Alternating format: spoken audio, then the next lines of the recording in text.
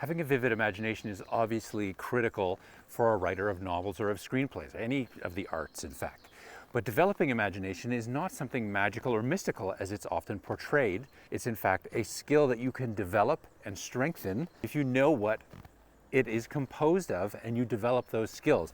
The first one is that you need to think like a child. If you think about the way that children behave or children play, they think laterally and they are uninhibited in that thinking.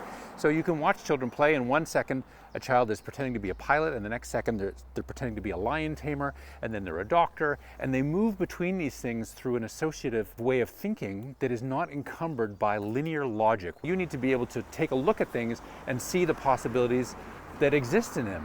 You can allow your mind to wander freely. Like this flower here, let's look at this flower. It's actually a pomegranate tree, and I could think about this pomegranate tree and think about the fact that Adam and Eve in the Garden of Eden, it wasn't actually an apple, it was a pomegranate tree.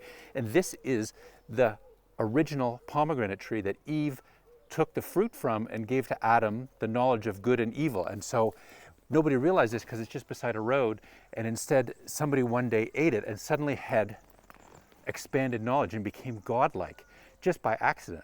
That's an example of lateral thinking. I've taken something totally normal, because pomegranate trees grow everywhere in Granada, and turn it into a story concept by thinking laterally about all the associative elements to pomegranate trees. The second thing is, in a sense, the opposite.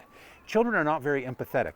They don't know how to think beyond themselves. And what comes with maturity as you develop as an adult is empathy. And so you need to take that skill of empathy, you need to extend it to people or characters in your stories who are hateful to you. You need to think about your worst antagonist and come up with an understanding of why they are that way.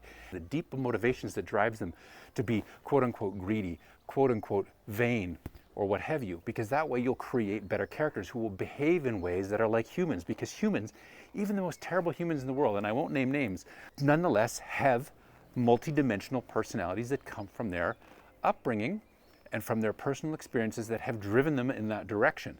And your empathy allows you to create deep characters because you have utilized that imagination skill of empathy to uncover the reasoning behind it. So if you mobilize those two skills, you can have a stronger imagination and better stories and better characters.